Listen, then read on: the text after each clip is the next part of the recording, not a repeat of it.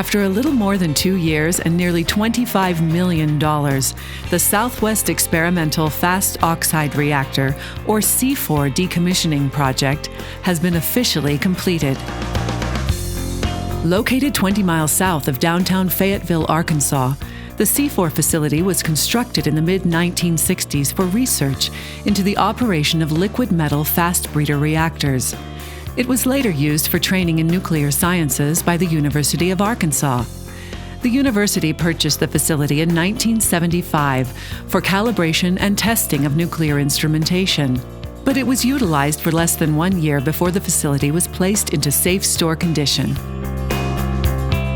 In 2016, U of A officials, with the support of Energy Solutions, successfully petitioned the U.S. Department of Energy for funding to decommission the facility and restore the land to its natural state. The project was broken into actually 3 phases. When we started back in January of 2017, that's what we called Phase 2. And the university had managed to get $10.5 million from DOE.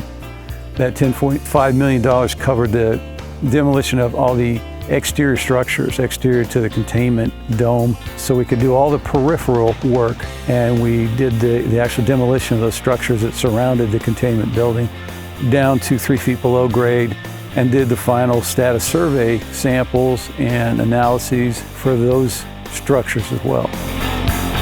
D&D of the facility was conducted in phases, with Phase 1 having already been completed in 2010. Funding for Phase 2 was granted in 2017 and involved the dismantlement and removal of all support structures which surrounded the containment building. The containment building, which housed the reactor and associated structures, systems, and components, was left intact for the final phase of deconstruction and decontamination. Phase 3 was broken into 2 parts due to funding constraints. Phase 3A focused on the removal of all accessible radioactive materials inside the containment building, while Phase 3B included the demolition of the containment building and the most impressive part of the project, cutting away and removing the reactor from below grade. The difficulty with the reactor, even though it was small, it was embedded in the concrete, and this isn't just standard concrete, it's magnetite infused concrete, so it's high density concrete with 2.5-inch diameter rebar throughout.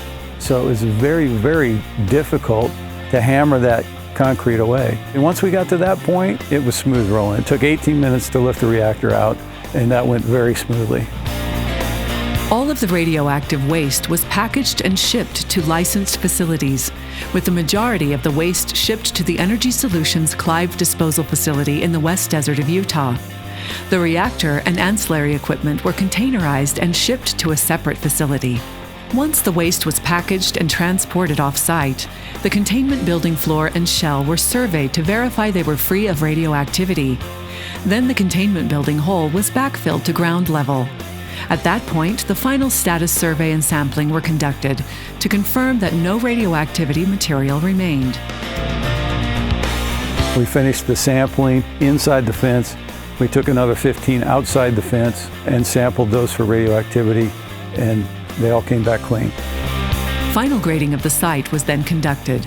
Fencing was removed, topsoil was added, and grass seed was laid to allow the site to return to its native condition. This project has gone extremely well. We've completed the final status survey, physical survey, and analysis work now, and the site as you see it right now is clean. There is no radioactive material in this site now. SEFOR is one of many projects Energy Solutions has completed on schedule and on budget, having a lasting impact on the environment and the communities in which we serve.